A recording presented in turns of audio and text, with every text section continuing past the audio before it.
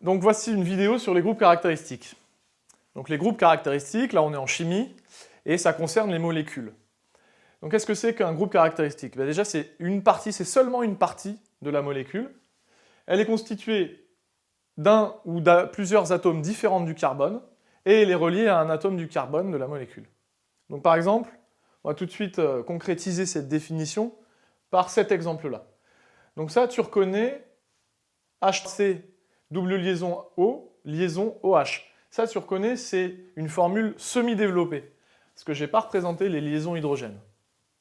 Donc dans cette formule semi-développée, est-ce qu'on a une partie de la molécule, comme ça, qui est reliée à un atome de carbone, mais qui n'est pas constituée d'atomes de carbone, ou pas que d'atomes de carbone? Bah oui, cette double liaison O et cette liaison OH, toutes les deux sont reliées à l'atome de carbone, et du coup, cet ensemble-là, ça forme un groupe caractéristique.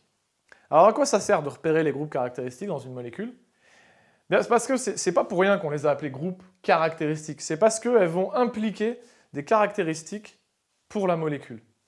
Par exemple, cette caractéristique, la C double liaison O, liaison simple OH, c'est la fonction acide. Bien, toutes les molécules qui vont avoir ce groupement-là vont avoir les caractéristiques d'un acide. Et tu sais un petit peu ce que c'est, principalement la caractéristique, c'est que c'est corrosif, un acide. Alors on va voir comme ça dans cette vidéo plusieurs fonctions qui sont importantes à connaître et qui induisent certaines propriétés. Donc, première fonction, la fonction alcool.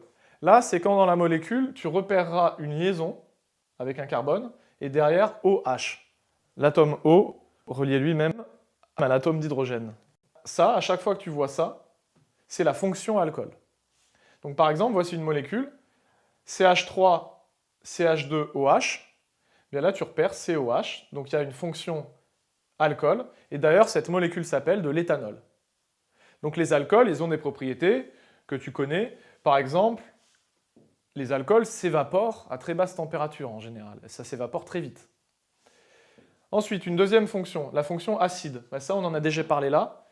On la repère parce qu'il y a un carbone relié avec une double liaison à un oxygène, et ce carbone est aussi relié avec une simple liaison à OH. Donc ça, c'est la fonction acide qu'on retrouve ici, et cette molécule s'appelle l'acide méthanoïque. Voici une troisième fonction, c'est la fonction cétone. Alors celle-là, c'est quand un carbone est relié avec une double liaison à un atome d'oxygène. Donc là, c'est le cas dans cette molécule, par exemple. H3C, que je peux aussi lire CH3, je peux le lire dans l'autre sens. Donc CH3, CO, CH3. Cette molécule, c'est l'acétone. Alors l'acétone, tu en as peut-être chez toi, tes parents en ont peut-être, dans les produits ménagers. Ça permet, par exemple, de nettoyer des feutres. Si tu as écrit au feutre sur un mur ou quelque part, avec de l'acétone, tu vas pouvoir l'enlever. Donc voilà, c'est cette fonction-là, C double liaison O, qui donne cette propriété un peu la nettoyante. Alors on continue, d'autres fonctions. La fonction amine. Alors celle-ci, c'est quand dans la molécule, tu vas trouver une liaison avec NH2. Donc voici par exemple, ici CH3, et le carbone, tu vois qu'il a une liaison avec NH2.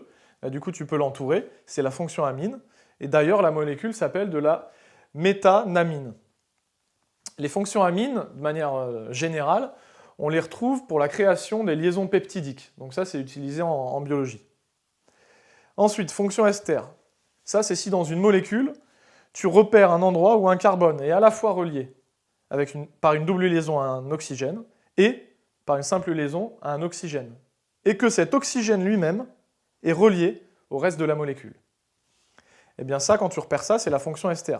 Donc voici une molécule un petit peu compliquée, je te l'accorde, où on repère une fonction ester. Pourquoi? Parce qu'ici, il y a un carbone, double liaison O ici, un oxygène ici, et surtout derrière, il y a une autre molécule. Donc cette molécule, c'est l'acétate d'isoamyle, et certainement que durant ta scolarité, si tu ne le fais pas en seconde, tu le feras sûrement en première, tu le synthétises en TP et ça a un goût de banane. Et bien ça, c'est typique des esters. Les esters, souvent, ils ont une odeur. Donc là, c'est la banane, mais ça pourrait être la lavande, ça pourrait être la fraise, etc. Quasiment tous les composés qui ont une odeur ont une fonction ester. Donc voilà, il faut que tu apprennes à repérer ces différentes fonctions dans les molécules, parce que c'est important de les repérer, parce qu'elles vont donner certaines caractéristiques à ta molécule.